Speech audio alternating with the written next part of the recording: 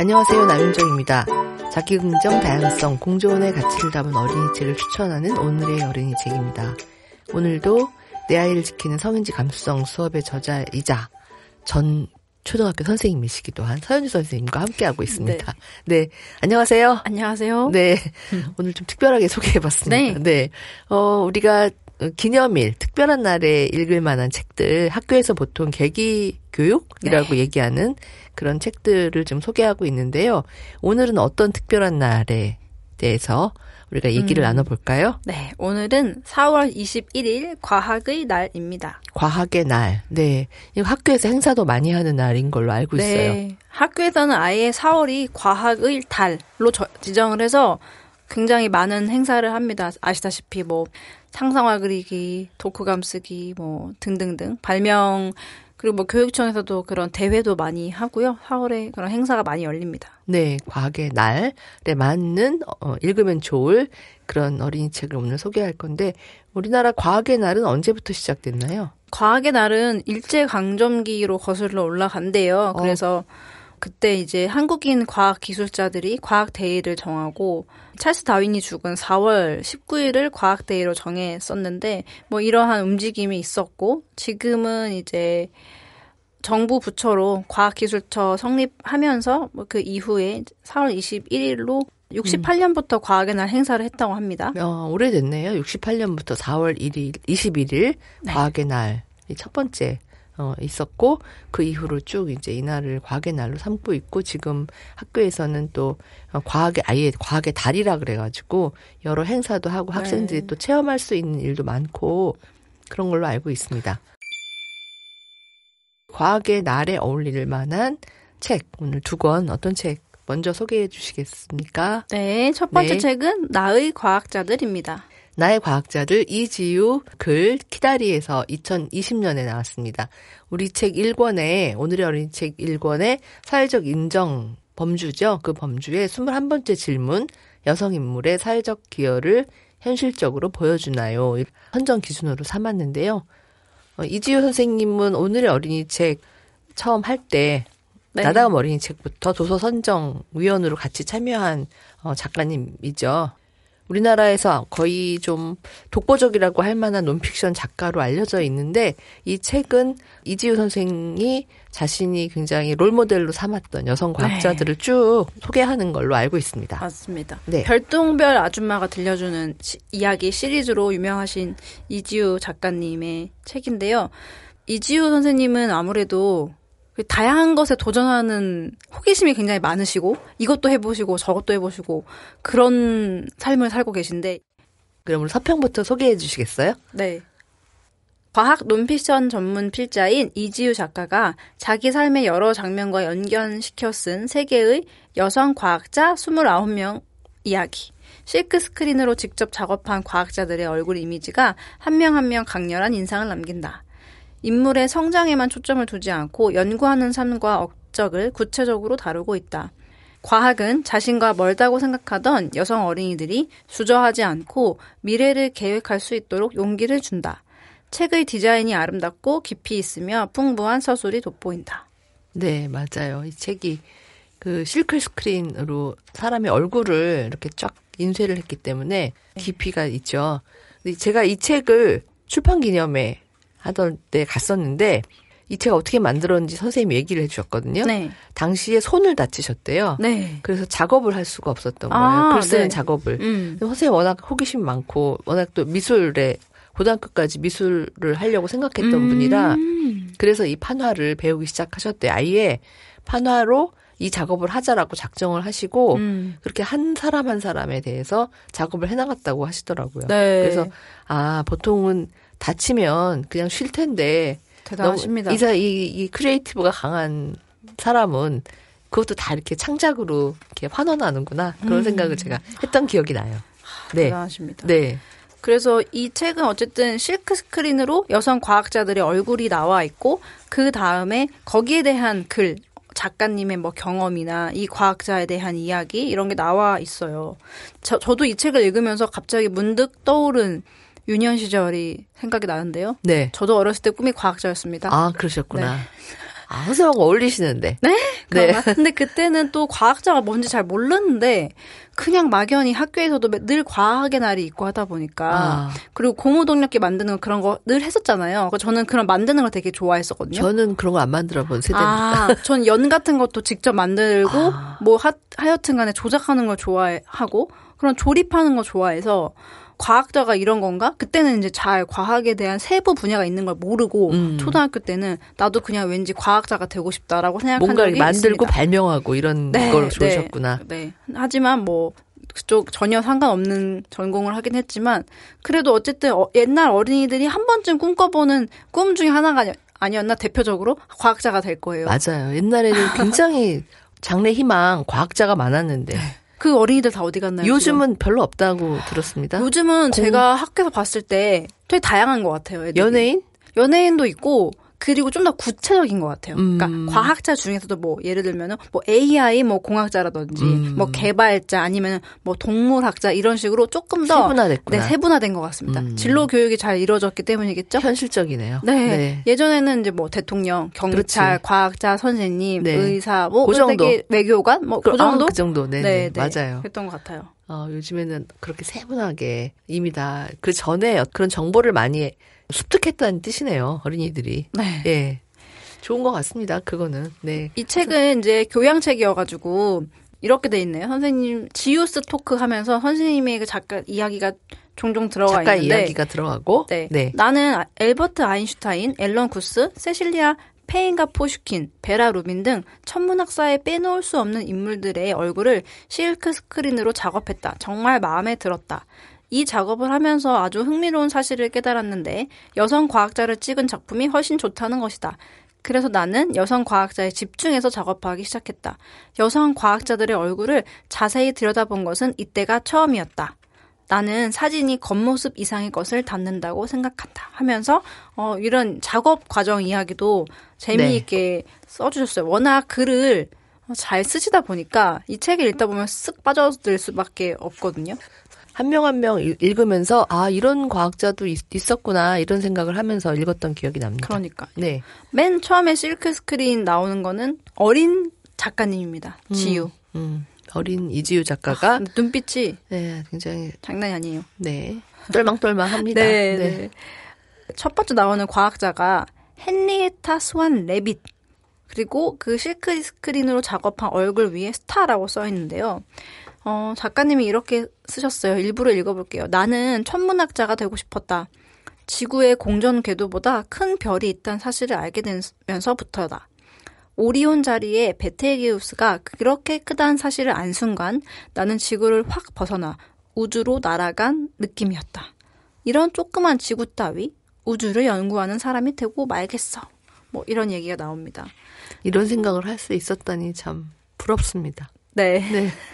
상상력이 풍부하기도 하고 이런 정보를 어려서 이렇게 접근할 수 있었던 것도 굉장히 중요한 것 같고 그렇습니다. 그리고 이분에 대해서 관심을 갖게 된 이유가 되게 또 재밌어요. 별을 연구한 천문학자 중에 작가님과 생일이 같은 사람이어가지고 헨리에타 스완 레빗 똑같은 7월 4일생이다. 이거 운명이다. 존경하고 뭐 이런 얘기. 그래서 우리가 이제 또 그런 식으로 연결을 많이 짓죠. 맞아요. 어떤 사람과 뭐 어떤 일과 나의 인연 이것은 운명이다. 그래서 그렇게 전공을 정하셨군요. 심지어. 그거 되고 싶었다고 그렇게 나왔고 또 이 레빗이라는 분이 하버드 대학에서 변광성을 관측했는데 변광성은 밝기가 변하는 별인데 이게 밝은 변광성일수록 변광 주기가 길고 어두운 별일수록 주기가 짧다는 사실을 알아냈대요. 익숙하지 않은 단어들을 읽다 보니까 말이 꼬이긴 합니다만. 전 들으면서도 바로바로 이해되지는 않아요. 네.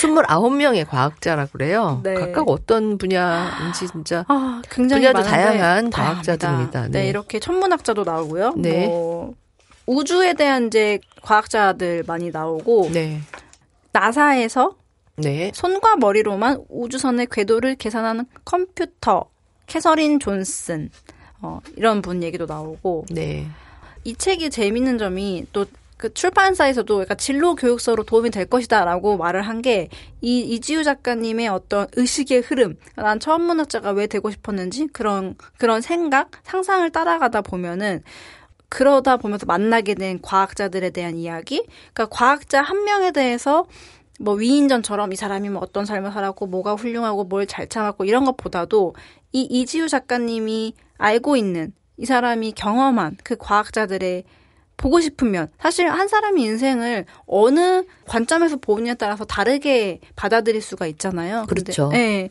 그래서 이 작가님의 그런 시선이 되게 재미있어서 많이 도움이 되는 것 같아요. 그리고 이 실크 스크린 자체도 판화의 느낌이 한 페이지 한 페이지가 전부 다릅니다. 그래서 전면으로 뭐 얼굴만 나온 데도 있고 또 전신이 나온 데도 있고, 예, 그 다른 결과물을 보는 감상하는 즐거움도 있는 것 같아요. 네. 네. 그래서 뭐 이런 식이에요. 캐서린 존슨이 컴퓨터처럼 계산을 잘하는데, 나는 그 정도가 아닌데 난 뭐 하지? 그러면은 컴퓨터한테 일을 시키는 프로그래머가 돼야겠다 하면서 마거릿 해밀턴이 어떤 일을 했는지 나오고 이런 식으로 쭉쭉 이어지거든요. 그래서 네. 이 책이 정말 쭉 앞에서부터 읽어도 재미있고 중간중간에 그냥 쓱 보다가 나는 이 사람 얼굴이 뭔가 표정이 멋진데? 하면서 들여다봐도 재미있는 지점입니다. 네. 중간에 이제 보다가 보면은 작가님이 암투병을 하신 이야기가 나오거든요. 네. 24번째 제인 쿡 라이트를 소개하는 그 장면에서 네. 이 이야기 작가님의 성장 스토리가 나와요. 어렸을 때 나 이런 꿈 꿨고 뭐 고등학교 때 뭐 했고 대학교 때 어떤 일을 했고 어떤 공부하면서 어떤 과학자를 알게 됐다가 이제 40세가 되던 해에 나는 암에 걸렸다. 다행히 빨리 암을 찾아서 수술을 하고 치료와 마쳤지만 치료를 하는 동안 무척 화가 났다. 내가 왜 암에 걸렸는지 도무지 알 수 없었다. 하지만 나는 이 과정을 잘 이겨냈는데 모두 과학자들이 암을 치료하는 방법을 찾아둔 덕분이다. 바로 이 항암제를 만든 이런 화학치료법, 이게 바로 제인 쿡 라이트라는 아프리카계 미국인 의사가 생각해낸 방법이래요. 저도 이거 몰랐거든요. 그러게요. 네, 이렇게 중요한. 저는 이 책을 읽었는데 이런 대목이 있었는지 오늘 또 선생님이 읽어주셔가지고. 네, 저도 자꾸 까먹지만 네. 이 부분이 또 특히 기억에 남았어요. 네, 그렇습니다. 네, 그래서 이게 이지우 작가님의 삶과 함께하는 이 여성 과학자들, 이렇게 훌륭한 인물들, 우리가 몰랐던 인물들을 발굴해낸 것도 굉장히 흥미롭고, 다 이 이야기를 들어보면 이렇게 대단한 일을 한 사람이 그렇지. 몰랐네, 우리가. 인물로서 위대하지만 네. 또 그 위대함이 내 인생과 어떻게 연결되어 있는지, 내가 어떻게 네. 영향을 받았는지 이런 거를 또 써놓았기 때문에 이 책이 좀 독특하고 의미 있는 것 같아요. 네, 이 29명의 과학자들 중에서 우리가 상식적으로 익히 아는 인물은 거의 마리 퀴리밖에 없을 것 같아요. 아마 그럴 것 같습니다. 네, 마리 퀴리도 모를 것 같다는 생각도 살짝 걱정이 되고요. 네. 네. 어쨌든 마리 퀴리는 워낙 유명하고 네. 익숙하니까 그러긴 한데 맞아요. 다른 인물은 사실 처음 보는 사람들이에요. 거의 대부분. 그렇죠. 네. 그래서 이런 마리 퀴리를 얘기할 때도 이런 초점을 맞춰요. 그 사람의 엄청난 업적도 당연히 중요하지만 여성 과학자의 삶은 요즘도 쉽지 않다. 하물며 19세기는 어땠을까? 폴란드 이민자였던 한 여성이 자신의 재능을 세상에 펴고 업적도 잃지 않은 채 모든 것을 지켜낸 과정은 결코 쉽지 않았다. 그런 남다른 강인함 때문에 사람들이 마리 퀴리를 존경하는 것이다. 이런 얘기도 써주셨어요. 사실 마리 퀴리가 그냥 어떤 거를 발견했다 이런 것뿐만 아니라 저희가 그 마리 퀴리에 관한 책을 추천을 할 때도 그 사람이 어떤 이민자로서의 또 여성으로서의 그런 소수자성이 분명히 있었기 때문에 거기에 집중을 한 책을 저희가 선정을 했던 적이 있잖아요. 네네, 맞습니다. 네, 그래서 그런 지점들. 마리 퀴리는 노벨상을 2번이나 받았기 때문에 뭐 사회적 인정을 받은 거죠.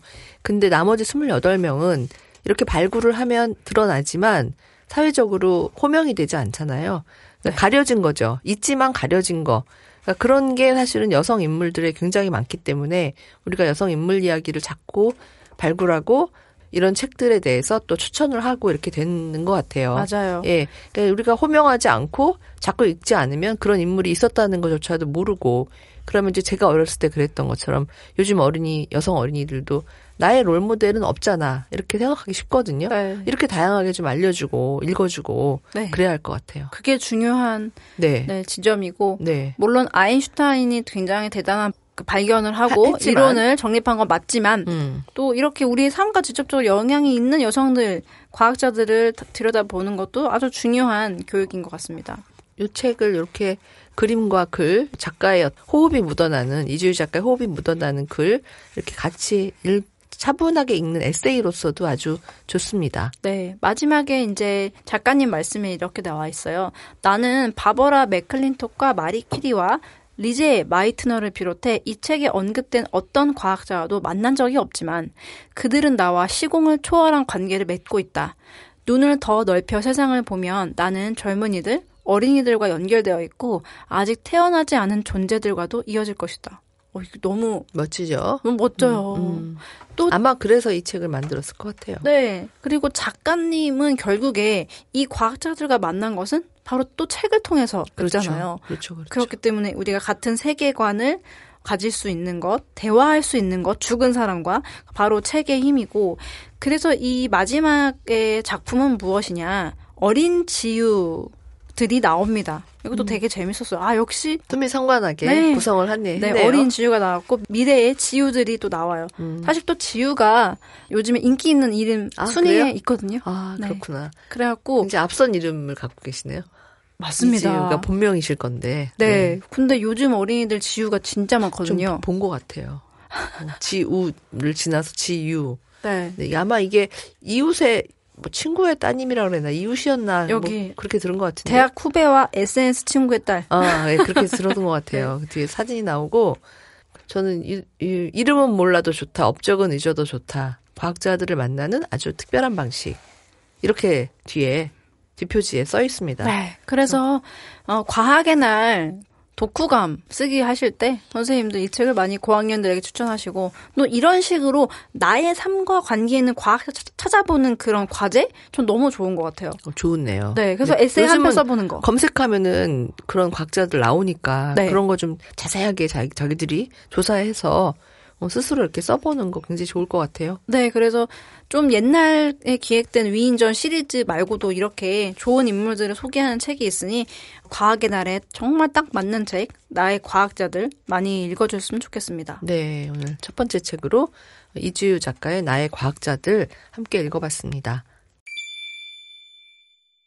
두 번째 책은 어떤 책인가요? 두 번째 책은 그림책이에요. 이 뼈를 모두 누가 찾았게. 이 뼈를 모두 누가 찾았게.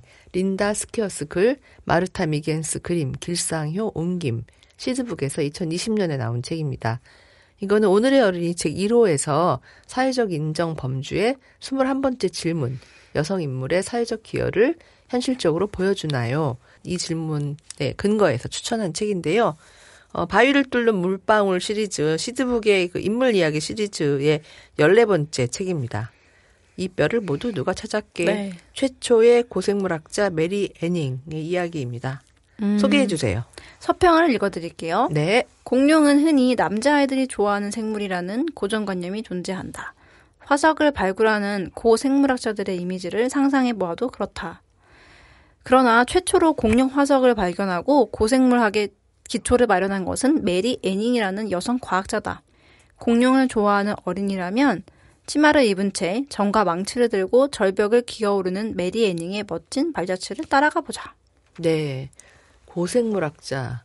제 아들의 어린 시절 꿈이 고생물학자였는데 네. 지금은 전혀 엉뚱한 관심을 가지고 있지만 네, 공룡 좋아하잖아요. 남자아이들이. 그쵸, 그래서 맞아요. 거기서 처음에는 공룡학자라고 그러더니 마치 선생님 아까 그 어린 시절 꿈이 세분화됐다고 하듯이 한 7, 8살 때부터 고생물학자라고 표현하더라고요.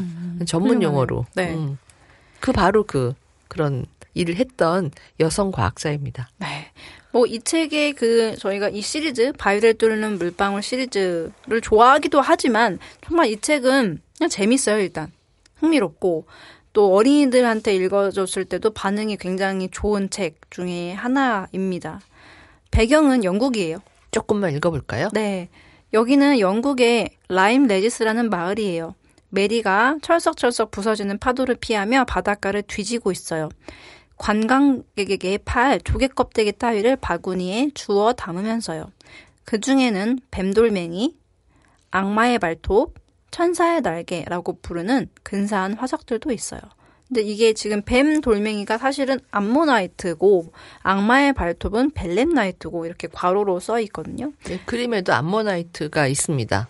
치마를 입고 앞치마를 한 채로 바구니에 여러 도구를 넣고 메리라는 여성이 산, 바위 이런 데 올라가고 있어요. 메리는 교회에서 배운 읽고 쓰기만으로는 성에 차지 않았어요. 뼈와 화석에 대해 궁금한 게 너무 많았어요. 책을 빌려 읽고 과학 연구 보고서를 베꼈어요. 자기가 찾아낸 것들을 그림으로 옮기고 설명을 빼곡히 적어 넣었어요. 어느 날 메리와 오빠는 절벽을 탐험하던 중 까무러칠 뻔했어요. 바위 틈에 들어앉은 커다란 눈구멍이 자기들을 쳐다보고 있는 거예요.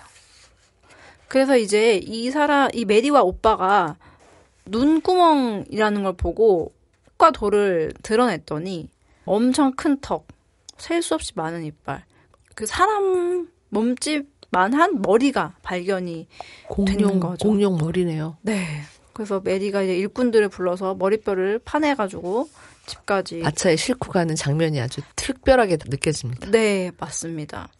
그래서 이렇게 메리는 계속 다른 옷을 입고 바닷가에 가가지고 절벽에 가서 바위로 계속 이런 행동을 합니다. 그냥 매일매일 네. 이제 바닷가에 가서 화석을 찾아내는 거죠. 네, 몸통을 찾는 거죠. 이제 머리가 여기 있으니까 몸통도 어디에 있겠다. 그렇지. 네. 1년 동안 그렇게 찾아 나섰대요.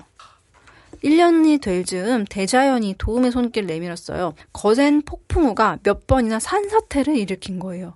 어느 날 밤 절벽 아래에 묻혀있던 그 옛날에 고대 지층이 드러났어요. 망치와 정으로 파내려면 몇 년은 걸릴 지층이었어요. 메리는 휘둥그레졌어요. 뼈를 봤거든요. 오, 이렇게 지성이면 감천이라고 맨날 이렇게 했더니만 또 하늘이 도왔네요. 뼈가 보여요. 네. 뼈가 툭 튀어나왔어요. 드디어 어마어마한 화석이 메리의 눈앞에 등장합니다. 맞습니다. 등뼈, 갈비뼈, 지느러미뼈가 드러났습니다. 그래서 이거는 뭘까? 물고기인가? 악어인가? 아니죠. 바로 공룡이었는데 그때 이제 마을에서는 메리의 괴물 이야기로 술렁거렸다고 해요. 막 수집가들이 그 뼈를 사겠다. 엄청나게 큰 돈을 주겠다고 했지만 메리는 어떻게 했을까요? 거부했나요? 메리는 뼈를 떠나보내기 싫었지만 몇 달은 먹고 살 큰 돈을 포기할 수 없었어요. 없었구나. 네. 네. 그래서 이제 수집가 그걸 사가지고 박물관에 기증을 했대요. 이때는 공룡이라는 말이 없어서 물고기 도마뱀이라고 어룡이라고 불렀다고 합니다. 어룡처럼 보여요. 이름 그대로. 바닷가에 있었기 때문에 아마 그런 이거 뭘까요? 저 잘 모르겠는데 공룡을 좋아하는 어린이라면 이 뼈를 보고 알 수 있을 뭐 플래시오사우루스 뭐 그런 게 있더라고요. 모르겠습니다. 저도 아이가 공룡 한참 좋아할 때는 대충 초식은 브라키오, 그다음에 밑에 있는 뭐 플래시오 뭐 이런 게 있었어요. 다 까먹었습니다. 그래서 이제 과학자들이 이제 연구한 게 나오는데 여기 보면은 과학자들이 전부 다 남성입니다. 그래서 시대가 네, 그러니까. 네, 시대가 그렇습니다. 네. 메리는 그 연구를 계속 하고 있고요. 네. 그래서 하여튼 메리가 계속 그렇게 연구를 발굴하고 네, 합니다. 뼈를 연구하고 또 인정을 받고 그런 과정이 나오는 거죠? 네, 네. 그래서 화석 똥도 발견을 하고요. 네. 뭐 이 부분도 정말 어린이들이 참 좋아하는 부분이죠. 공룡의 똥이라니.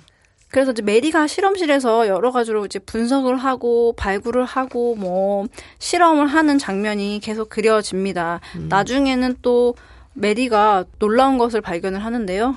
날개가 있는 공룡, 익룡을 발견을 합니다. 메리가 사는 이 지층이 네. 이 화석들 그 시대에 이게 고생된지 중생된지 정확히 모르겠는데 많이 발굴되는 그런 지역이었던 것 같아요. 맞아요. 네.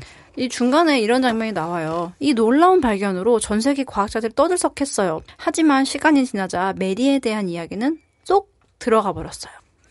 메리는 뼈 하나만 가지고도 그 동물의 생김새를 그려내고 어떤 종인지 알 수 있었어요. 퍼즐을 맞추듯이요. 하지만 런던 지질학회 회원이 될 수는 없었어요. 여자는 받아주지 않았거든요. 그리고 대학에서 학생들을 가르칠 수도 없었어요. 심지어 수업을 들을 수도 없었어요.